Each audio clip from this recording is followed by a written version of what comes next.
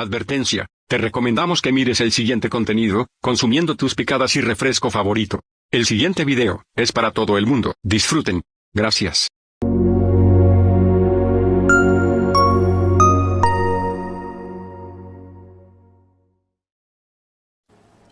Muy bien, señores, séptimo video de esta masterclass en obligaciones legales fiscalizadas por el INSACEL, y seguimos adelante entonces con investigación de accidentes de trabajo en caso de una inspección por accidente de trabajo. ¿Ok?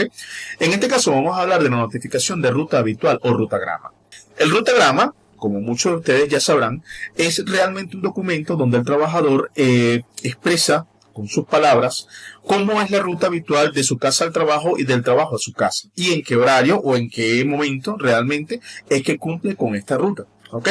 Este documento, que se llama rutagrama, o aquí en Venezuela lo conocemos como rutagrama, ¿ok?, es un documento que se le da al trabajador precisamente para que haga la respectiva declaración, y este documento debe quedar también en el expediente de dicho trabajador, porque al momento de un accidente ocurrido en la ruta habitual, ¿ok?, este documento es el que va a determinar si realmente ese accidente corresponde o cumple con los criterios para ser considerado como un accidente de ruta, ¿ok?, o un accidente in itinere, como se conoce acá en Venezuela desde el punto de vista legal y establecida en la LOPSEMAT.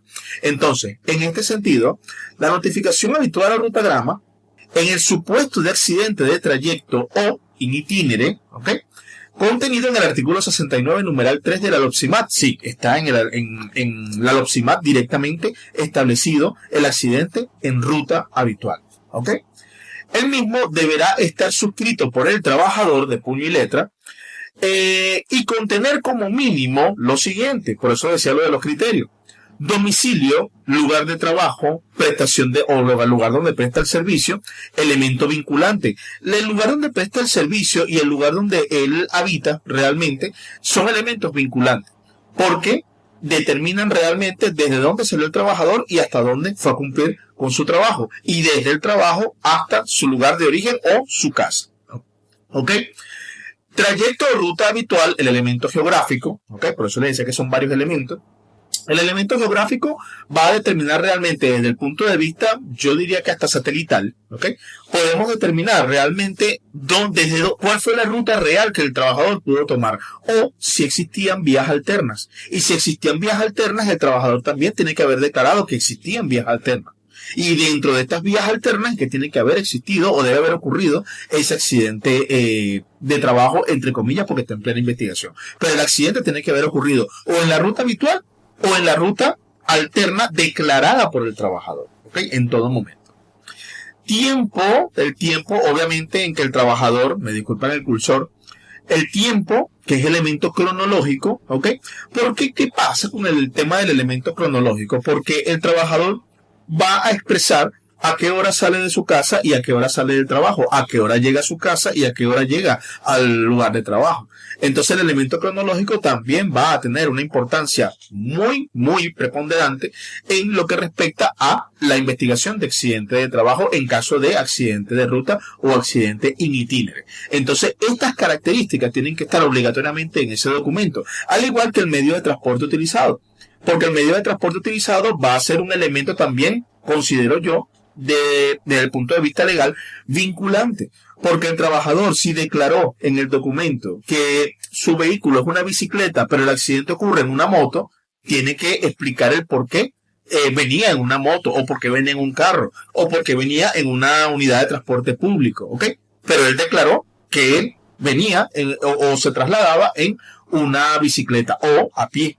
Entonces todo esto es parte de la investigación para determinar realmente si el accidente puede cumplir con los criterios. Igualmente si el vehículo es de la empresa, si es un transporte de la empresa donde fue el accidente. De hecho, cuando es un accidente ocurrido en el transporte de la empresa o por una unidad cedida por la empresa, ¿ok?, sí es considerado automáticamente como un accidente de trabajo. Porque en este caso la ruta como tal es la que está tomando el chofer y el vehículo dado por la empresa. Y esto automáticamente lo hace vinculante con un accidente de trabajo, ¿ok?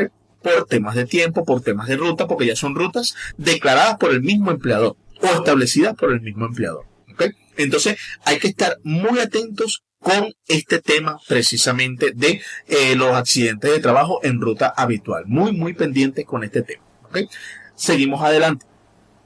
Muy bien, señores. Ahora vamos a tocar un tema bastante importante en lo que es la investigación de accidentes de trabajo y tiene que ver con la evaluación del puesto de trabajo. Fíjense algo, voy a leer primero el enunciado y luego voy a explicar varios aspectos a considerar con respecto a este requerimiento que va a solicitar el inspector del INSACEL al momento de una fiscalización. Evaluación del puesto de trabajo. En él se deben determinar los elementos perjudiciales para la salud del trabajador en el proceso de trabajo. ¿Okay? Recordemos, cuando hablamos de procesos de trabajo ya estamos involucrando lo que es la identificación de procesos peligrosos. Muy atentos con esto. ¿Okay? Con un estudio de la realización, de un estudio, persona, sistema de trabajo, máquina. Aquí estamos hablando de ergonomía, y todo lo que tiene que ver con el medio ambiente laboral, ese estudio precisamente de ese medio ambiente laboral. Pero estamos hablando de un estudio particularmente ergonómico. Muchas personas piensan que el estudio ergonómico es únicamente la parte musculoesquelética del cuerpo. No. El estudio ergonómico involucra todo lo que esté o lo que circunda o lo que está alrededor del trabajador. Así que estemos muy atentos con ese punto. Utilizados en el proceso de trabajo. Adaptado a las características psicológicas, ya vamos a hablar sobre eso, cognitivas, culturales y antropométricas, lo que tiene que ver con todo lo que es la antropometría del cuerpo humano, el tamaño de los brazos, tamaño de las manos, piernas, altura, peso, etcétera, con textura, todo eso. De conformidad con los artículos 60, 62 de la LOPSIMAT y el artículo 34, numeral 23, artículo 18 de la norma técnica para la elaboración de programas de seguridad y salud en el trabajo y 36, numeral 3 de la norma técnica para los servicios de seguridad y salud en el trabajo. ¿Qué quería comentarles yo acá respecto en este punto? Recordemos que cuando hacemos la identificación de procesos peligrosos, insisto, hay un curso en este mismo canal sobre ese tema, muy profundo, muy completo, debemos realizar un estudio o varios estudios medioambientales. Recordemos que hay estudios o hay valoraciones cuando vamos a hacer la identificación de procesos peligrosos. A esto también se le conoce como valoración cualitativa o cuantitativa. La cualitativa es la que nosotros, cuando vamos a hacer una evaluación de puesto de trabajo, verificamos a través de vías sensoriales, oído, vista, olfato, gusto, Esas son las mediciones sensoriales que nosotros como seres humanos pues podemos percibir, La sensación térmica también la podemos percibir, pero está la cuantitativa. La cuantitativa es aquella que requiere equipos de medición, equipos especializados, realizados por empresas externas que se encargan precisamente de hacer esos estudios ambientales. Entonces, cuando hacemos la identificación de procesos peligrosos, estamos hablando de una evaluación de puestos de trabajo. Automáticamente, es lo mismo. Una evaluación de puesto de trabajo es lo mismo que una identificación de procesos peligrosos porque están ligados.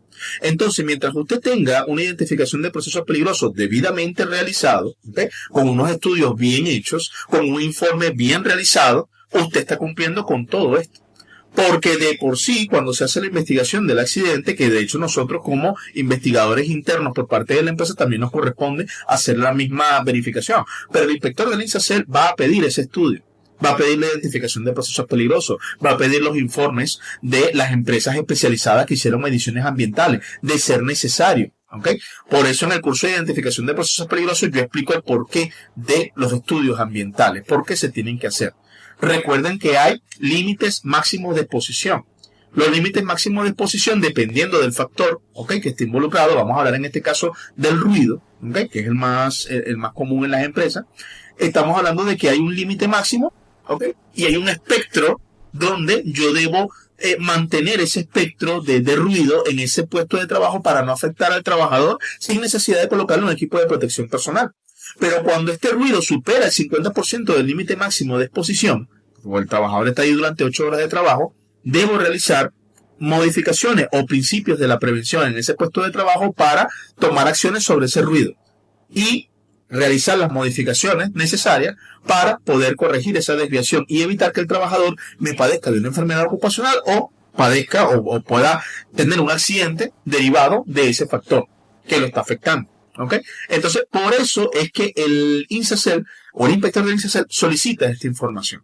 Entonces, esta información también va a estar en el expediente del trabajador. ¿Cómo? A través de la notificación de los principios de la prevención de las condiciones peligrosas, inseguras e insalubres. Ahí está la información de cómo se hizo la evaluación de puestos de trabajo. Ahí está la información de cómo se le advirtió al trabajador acerca de los procesos peligrosos a los que iba a estar expuesto.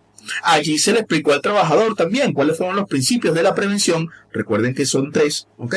Sobre la fuente, sobre el medio y como última opción sobre el trabajador, ¿ok? Que se implementaron para minimizar la probabilidad de que ese proceso peligroso afectara al trabajador, le afectara la salud o la seguridad, ¿ok? Entonces, para eso precisamente es que piden esto. Así que muy atentos con esto.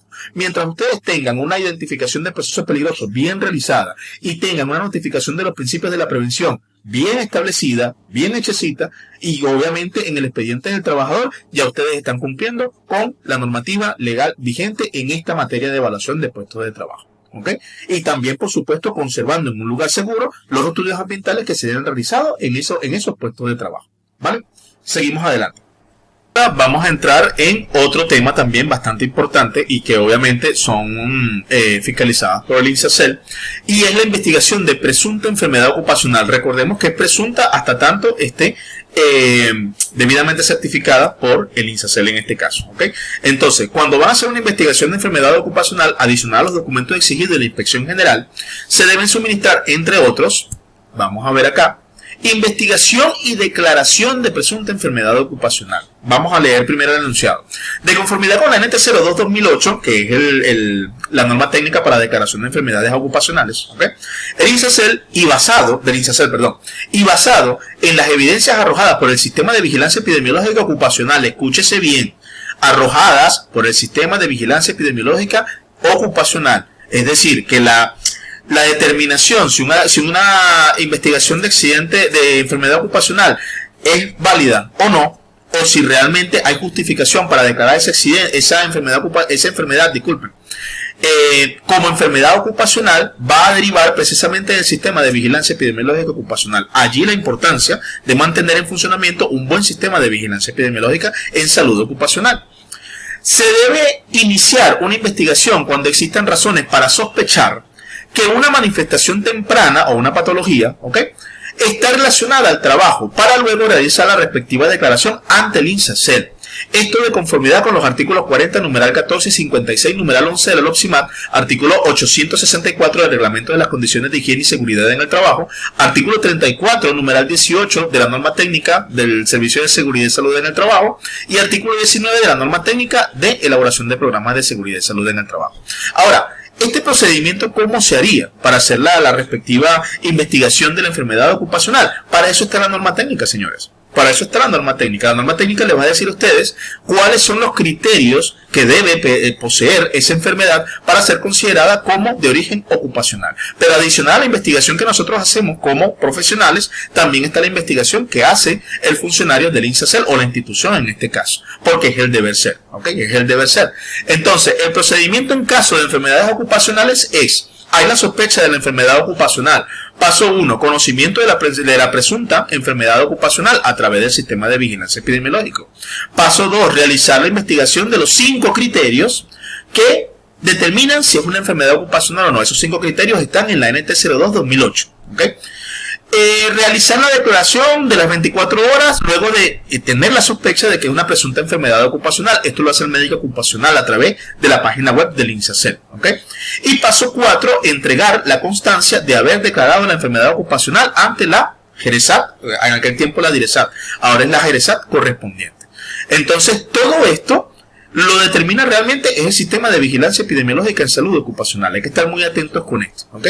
Y cumplir con la norma técnica 02-2008 de investigación de enfermedad o presunta enfermedad ocupacional. Una vez hecha esa investigación es que se determina si se va a declarar o no ante el INSACEL a través de la página web. Posterior a la investigación y luego de la declaración, obviamente el INSACEL tiene la potestad de asistir a una inspección a realizar la investigación por mano propia de la institución en este caso. ¿Okay? Importante este punto. Señores, por temas de tiempo, vamos a dejarlo hasta acá y nos vemos en el próximo video.